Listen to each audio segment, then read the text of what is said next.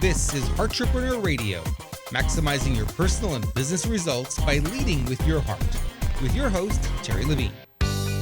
Listen every week as Terri tackles the topics that will help you become a successful heart-centered entrepreneur. Be sure to read the blog posts at www.heartrepreneur.com/blog.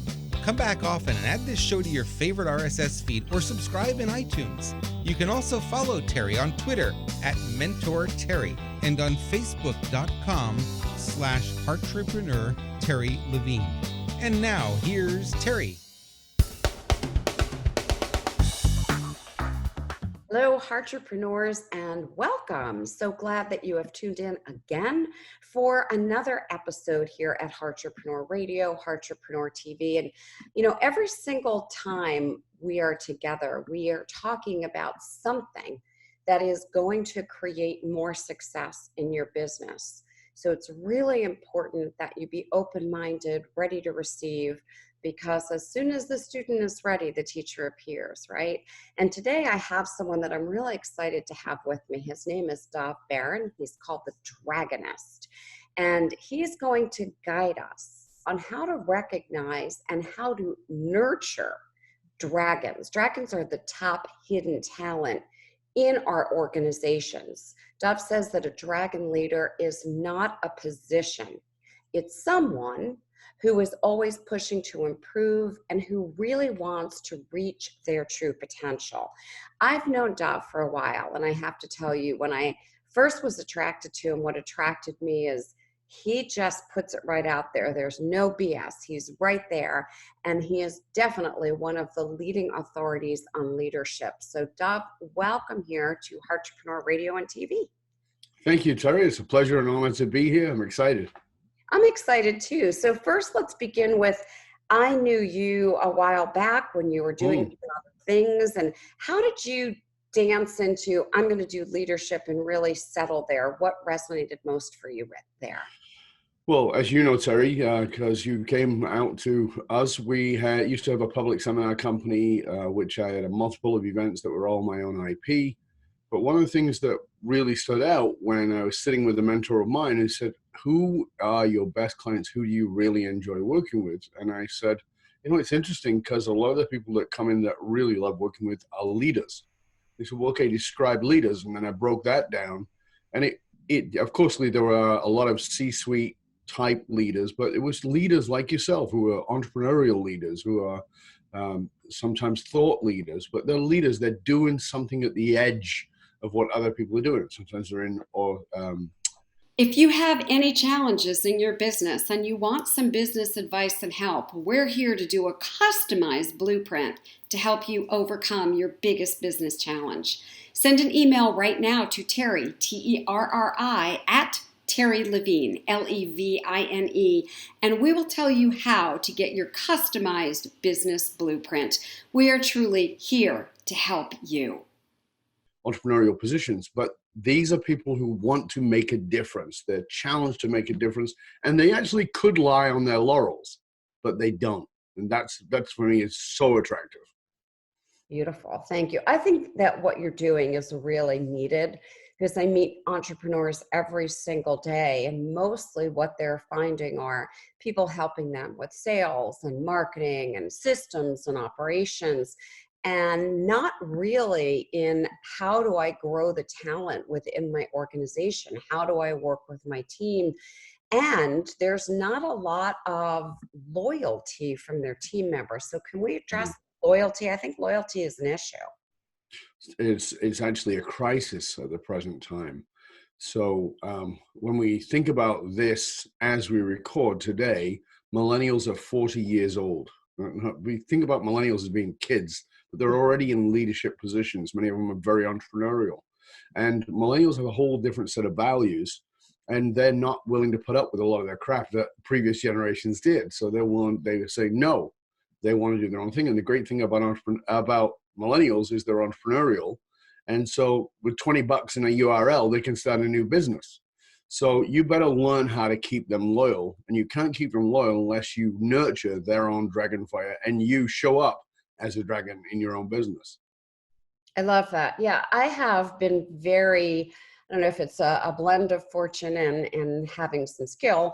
I have had folks on my team with me for 20, 25 years. And Mhm. to me, they're like my family. They're like my extension, Absolutely. right? And they know my business so well. So it's just like when I bring a new client on board, when I bring a new team member on board, my goal is to build that relationship for life. So And that's what are what it some is. tips so that we can do this?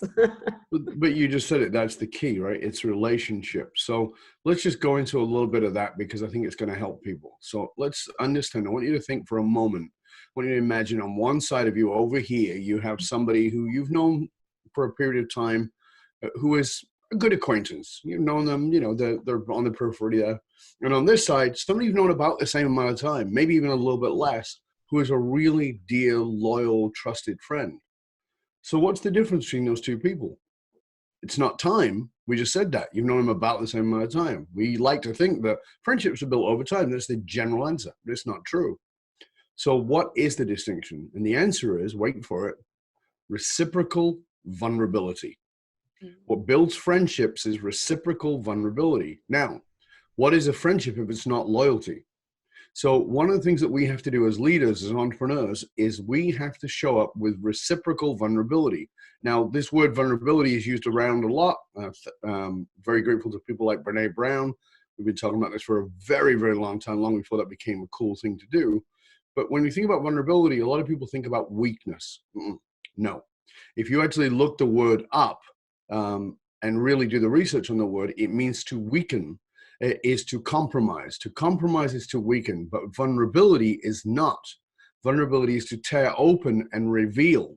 And that's what it really means. It means to reveal. When we reveal, it takes great strength to do that, not great weakness, great strength. But let's be clear, reciprocal vulnerability. Get that? Reciprocal vulnerability requires discernment. You have to think. You don't just emotionally vomit on people, which is what people think it is. No. It's I will show you an inch of my vulnerability. I will wait for an inch of yours. Notice I said me first because as you're as a leader, you have to go first. And then you monitor what comes back and you give the same amount again and vice versa. And it deepens the relationship. And this is what creates the bond that we want. So not compromise, which weakens, but vulnerability, which strengthens the bond between two people. I think what you just said regarding vulnerability is one of the key ingredients that people are missing, and the reciprocal aspect of it is key also. I know when I was in a leadership position, another leader would be vulnerable in that vomiting on people way, and it wasn't reciprocal, and they had a very difficult time maintaining these relationships. Of That is course.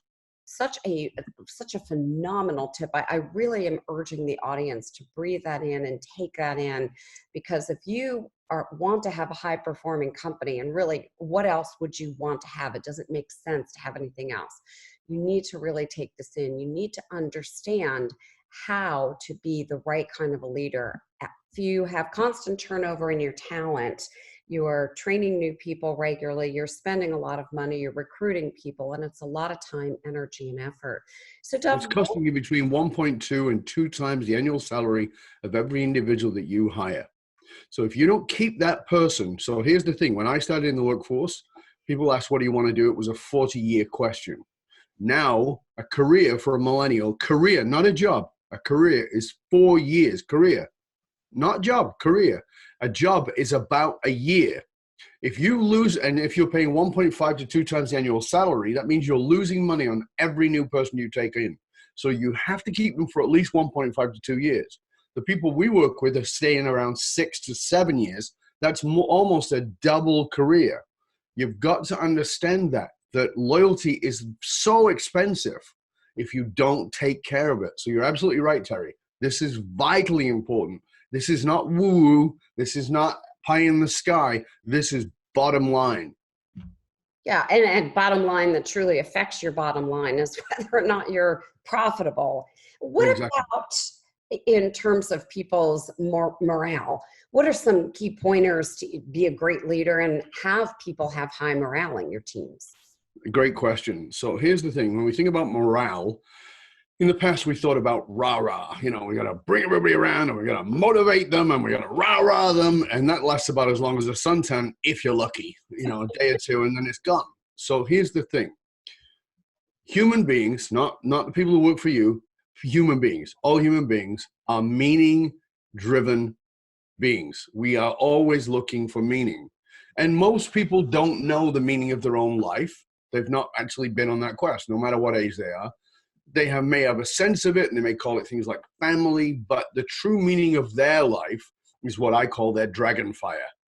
If you don't take care of that dragon fire inside of them, they've got nowhere to put it. And what most companies, most jobs do is dampen it. Say, well, you need to do this for the next 20 years, or you need to do this for the next 5 years. You got to do this, but we can't explore anything else. What you have to do is you have to feed that dragon fire so that they have room to express. This is vitally important. Now, what does that mean? It means it gives their life meaning to go to work. Now, most people have not found the meaning, so they need to know what is the meaning of your organization. Not the mission statement, nobody cares. Not the vision, nobody cares. What is the meaning? What is the purpose? What drives us? What gets us out of bed in the morning? As an example, we worked with a company recently, and we were brought in, and I was like, this might be a bit tricky. Why? Well, they're pipe fitters. They're pipe manufacturers and pipe fitters nationally. Big company, but it's like, okay, this is going to be a bit of a challenge. And the founder was the most resistant, didn't want us to come in, but one of his partners did. So we came in within half a day. We did 2 days with them. Within half a day, the founder was so on fire, so excited about the whole thing that he changed the byline for the company, because they were a pipe fitting company, pipe manufacturing company. But what he just stood there for a moment. He goes, I started this company 30 years ago. He goes, I finally understand. We don't make pipes. We build communities. And he went, I get it. Now I get it. Everybody in that room was lit up. And I spoke to one of the partner who brought us in. I spoke to him last week, and he's like, oh yeah, he's still on fire. He was ready to walk away from the company. He's still on fire. That's what matters. That's not morale. That's deeper than morale. That's morality. Yes, morale is there, but it's motivation, it's inspiration, but more than anything, it's dragon fire connected to the meaning of the organization that makes those people want to get out of bed in the morning. Yeah, just as you're talking, I literally got goosebumps, because that is a world of difference. And yet I see business owners every day. They're working so hard to come up with their mission statement. And I'm like, you don't even need to work on a mission statement until you really understand the meaning and the purpose of being in business, and why this business, and what's the real reason. I love this. I love this. Thank you. Does productivity change? And I'm guessing the answer is yes, but I'd love to hear anything you have to add. When someone comes to work and they're thrilled to come to work, and they really feel part of this desire to bring this, whatever the company product or service is, out to the world? Well, as we all know, engagement is at an all-time low. And Gallup's research showed it was about 73% of people are disengaged at some level, and 20-odd% of those are actively disengaged, which means they're actively working against your company. That's pretty scary stuff when you think about it. It's more scary when you think about that 23 or 24% of your organization are actually the only ones who are working at full capacity. So if you were able to change that by 10%, how much better would your business be? I mean, you might be doing well now, but think about that. That would blow your freaking mind. Is your business struggling? You want more leads, you want to convert leads more easily, you want more revenues, more profits. Whatever your biggest business challenge is, we're here to help you. We have a proprietary proven process that's guaranteed here at Heartrepreneur to help you increase your revenues and profits. And we have the ability to help you overcome your biggest business challenge. Simply send us an email to Terri, Terri, at Terri Levine, Levine.com, and we will show you how we can help you overcome your biggest business problem by doing a customized blueprint just for you. Whatever your problem or challenge is, stop struggling, stop the frustration. Let us help you so that you can have more money, more freedom, and more free time in your business. Do it now. Send the email now. So here's what you need to think about when you think about that is it's this dragonfire, its purpose that matters, because when people show up, their engagement goes through the roof. And when their engagement goes through the roof, those companies are up to 40% more productive. 40%. Now you walk around your company today and you ask people you're at capacity, and most of them will say yes. But if they were 40% more engaged, wow, what would that do to your company? What would that do to productivity? What would that do? Think about this one. What would that do to sales and customer service? Because every business relies on sales and customer service. If I phone your company today and somebody picks up that phone who's disengaged, somebody picks up that phone who is assy, not in a great space, and they pick up the phone and go, yeah, hey, what do you want? By the way, I don't think the people who work at the desk are crap. I think your company's crap.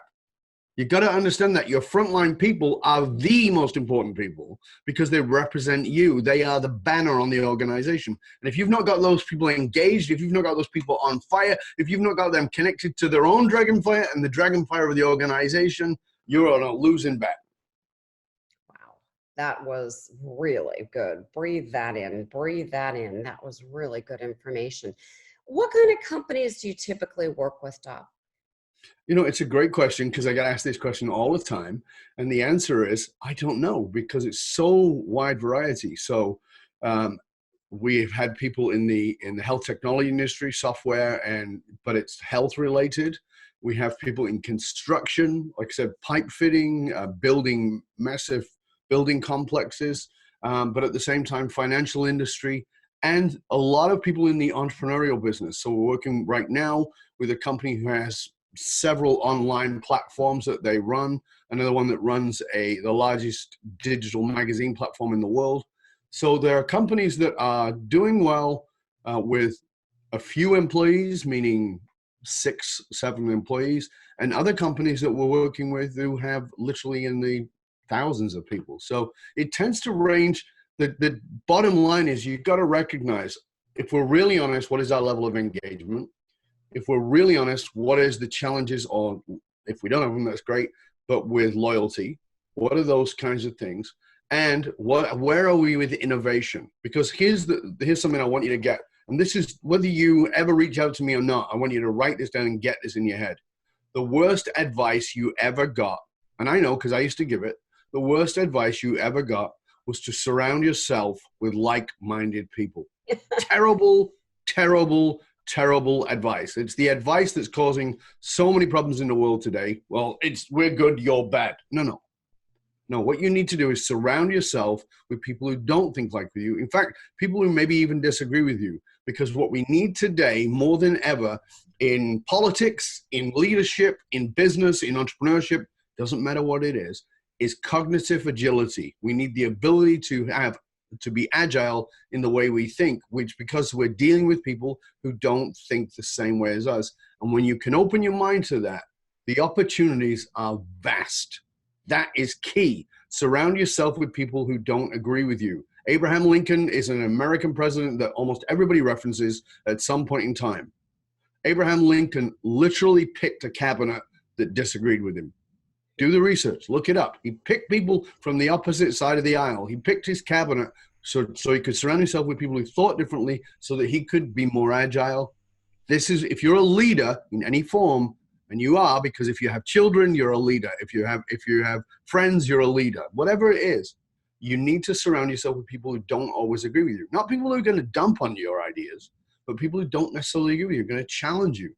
This is how you get stronger and you get smarter, and you can only do that with the vulnerability of sharing your own dragonfire. Wow, that is brilliant advice. And I really encourage every single person watching and listening to look around and see who you've brought onto your team. What does your team look like? I certainly know of businesses that I'm working with right now where their team are not only like-minded, in some cases they're kind of a yes team. Yes. Yeah, the sycophantic team. Yeah. Yeah, that's not. That's what they are, right? And it's I don't need lipstick marks on my butt. I don't need that, right? So stop. What I need is for you to show up in your very best form, even if that disagrees with me. And let's face it, if you're in a leadership position, you're probably a strong personality.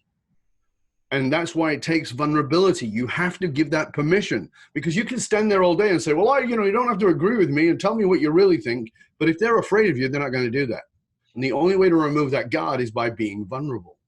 So they can see your strength, they can see your power, but they can also see on the other side of that, the vulnerability, the heart, the soul, the connection. And they go, you know what, this guy, this gal is tough, but they're also wide open and they're willing to listen. Okay, I can go there.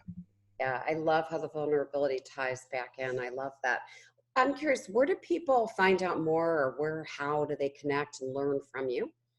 Thank you for asking that, Terri. You can go to dovbaron.com, my name, DOVBARON.com. You can write to me personally at dov@dovbaron.com. I know I'm insane. I give my email out, but please, you can write to me, because listen, I'm on the planet to serve. You know that, Terri, we've known each other a long, long time. I'm on the planet to serve.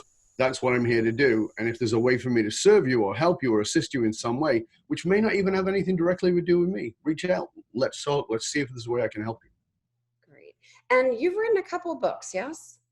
A couple, I think 14. I knew there were quite a few. Can people find those? Barnes & Noble, Amazon? You find them on all the usual outlets. You can also find them on the website, which I just mentioned. But yeah, certainly Amazon and all those things. The latest, the most recent was Fiercely Loyal, which is how to keep your top people. But there's also Dragonfire, which as this is released will probably be available. So there's all kinds of them. There's Don't Read This, Your Ego Won't Like It, which I think was out last time you and I met. Yes, it was. Yeah, that's a great book. I love that book. And then if people are really feeling like they need to take an action, they're listening, they're watching, they're waking up to what you're saying, what's the first action that you want them to take? It's a great question. So here's the thing. All this is very nice. You may be inspired, but I'm not here to motivate you. What I'm here to do is to help you grow yourself and grow your people. So the first thing you need to do is this. You need to understand that wherever you are, if you're feeling really good right now and you're feeling like, wow, this is great, that's a plateau. You need to understand that's a plateau. Nobody grows in comfort. Comfort doesn't make you grow. So you can hang around there for a while, but eventually you're going to get fed up and you're going to want to grow. Now you can wait for one of two things to happen. One is choice and the other one is pain. Human beings are motivated by two primary forces. One is pain, the other is pleasure. Pleasure will move you short term. Pain will move you long term. Believe me, I know a lot about pain. You can go find out about that on my website if you really want. However, right, so those two forces, when you look at your life and you ask yourself, and this is what I want you to do right now. I want you to think of this. What do you want them to say at your funeral? What is it you actually want them to say? And I'm going to challenge you to write it out, because what you'll write initially will be fluff, because everybody writes fluff. And if you've ever been to a funeral, you know that people dry clean other people, right? The job of the person delivering the eulogy is to dry clean the other individual, right? You don't want to do that. But you do want to write absolute pure. Here's what I really want them to say. Now, here's the other piece of this that most people don't know. What I want you to do is I want you to imagine people in the very back row whispering what you would never want them to say. What is it they would say if it was just, oh my God, I can't bear it if they said that. Put those two things together. The eulogy is your pleasure, right? Oh yeah, that's what I want. But the back whispers, that's your pain. If you can write those two things down, right, then you ask the question, why am I doing what I'm doing? And if it doesn't come between those two things, if it isn't a bridge between not being what they would whisper and becoming what it is you want them to say, you need to re-examine your business. You need to re-examine why you do what you do. Oof, wow, that was one of the best ways of putting it I ever heard. I've done the eulogy exercise. Back whispers added a whole new dimension. I'm actually going to take this to heart. I'm going to do this. This is really interesting advice. I love it. It's interesting because people will get it and go, yeah, that's great. And then they don't do it. Right. So I'm going to challenge you to do it, because I'm actually looking forward to hearing from that, because most people go, that's a really good idea. They don't do it. And they go, oh, I don't know. I must have forgotten about that. No, your ego, we all have one, by the way. If you're born and you got skin, you got an ego, and we all get one. Your ego's job is to keep you safe. And guess what safe is? Safe equals same. Stay the same, you'll be safe. So you challenge yourself to do something that is different, therefore feels anxiety-wise a little bit not the same, not safe. But if you challenge yourself to do it, it will stretch your comfort zone. It will push you out of there and allow you to see things in a way you've never seen them before. And you'll begin to understand this one red thread that's been running through your life, which is your dragonfire. Love this conversation. I love the whole dragonfire concept. And Dov, one of the things that I've always really appreciated about you, and I just have to say it out loud, is how you tell stories and how you give examples, and everything that you teach, everything that I've learned from you has been in a way of a story that I can relate to. So I just want to thank you. There's not a lot of speakers, coaches, trainers that do that. And it's a brilliant skill set. And anyone listening, anyone watching, look at the way that Dov has showed up and really consider, would you like to show up that way? I know I would like to show up more that way. So I just want to thank you. That has been just a great learning in itself. That's very kind, Terri. Thank you so much. I'm honored. Very true. So we only have a couple more minutes. Any final things that you really want to share with the audience? I do. I would like to tell a very short story, if I may. Of course you may. And that is this. Imagine for a moment that you're out on the branches with the caterpillars. And there's one particular, as that particular caterpillar, you look around and you feel a little bit different than all the other caterpillars. But you're a nice caterpillar and you do your best to eat all the leaves and hang out with the other caterpillars. And one day you come out and you notice that many of the other caterpillars have disappeared. And you ask another caterpillar, where do they go? And the other caterpillar sort of looks up, and you look up and you see all these pods hanging. And you go, oh, that's interesting. And then another morning you wake up and there's no other caterpillars. All the pods are there and there's no caterpillars. And you're very sad and you feel lonely and you feel like, what is wrong with me? And you go to sleep that night and you wake up the next morning, and now you look up and it's a beautiful spring morning and all those pods have opened, and out of the pods come all these magnificent, beautiful butterflies, and they all have these magnificent painted wings, and it's so beautiful, and you're so excited to see all of your friends now can fly, and they're flying off into the distance, and suddenly you feel so depressed because not only did you not go in a pod, but you didn't get painted wings, and you think, what's wrong with me? At that point, you might go to the edge of the bridge and throw yourself off into the water, and you might be crashed on the rock below, and you may be smashed apart and into pieces and think, oh my God, this is so bad and so painful, and you hope it's a dream because maybe you'll wake up and you'll be a caterpillar, or maybe you'll wake up and you'll be a butterfly, and you just get smashed more and more and more, and then one day you find yourself on the edge of the sand where the ocean and the river meet, and you're just dying with thirst, and you lean over to take a drink from the bottle, and as you do, a giant beast is behind you, and you freeze because you can't, oh, I might get eaten if I move. So you stay still, and you just in the corner of your eye, you catch there's a man walking towards you, and you think, oh my goodness, this beast will eat the man. I better stay still. But the man has no fear, none at all. In fact, it looks quite like he's glowing, and he walks up, and he reaches out to you, and you're fearful that the beast will consume him, but it doesn't. And as it touches him, you realize that the man is touching the beast, but you can feel it. And you stop for a moment, and the man says, you were never a caterpillar. It is not your destiny to be a butterfly. You are a dragon. And you must fly with dragons. You are the beast. And the caterpillar says, but I don't want to be a beast. I want to be a butterfly. I want to be beautiful. And the man says, butterflies fly with butterflies. Dragons fly with dragons. You were never meant to be a butterfly. The fire that breathes in your lungs will burn away the lies, but first it must burn away your own. Whoa, wow, what a way to end a show. Oh my gosh. I have done this show for years, and I'm going to declare this is the best show ever. ever. Thank you. You're very kind. Thank you. Oh, wow. Thank you, Dov, so much for being my guest. I truly encourage our listeners and our viewers. This is one that you're probably going to watch and listen to again. Take action, get in touch with Dov, go to his website, dovbaron.com. He answers your emails, and he is just a gem, as you can tell. Dov, thank you for being such an amazing gift. And this leadership conversation with dragonflies literally is giving me goosebumps. Thank you so much. Thank you, Terri. It's been a pleasure and honor. And I encourage you, if you're listening or watching, to make sure wherever you're catching this, to make sure you go rate, review, subscribe to it, put comments on it. Because listen, Terri does this. It's of her own, it's a gift to you. And one of the ways that we understand that gift is by you making comments and leaving feedback and telling your friends about it. Let other people know about the show. And of course, as I said, you can reach out to me and you can tell us what you got out of this. And please tell Terri too. Yes, thank you so much for that. And then finally, to the listeners, to the viewers, not only do I thank you for tuning in, I thank you when you do make comments, as Dov said, when you share the show.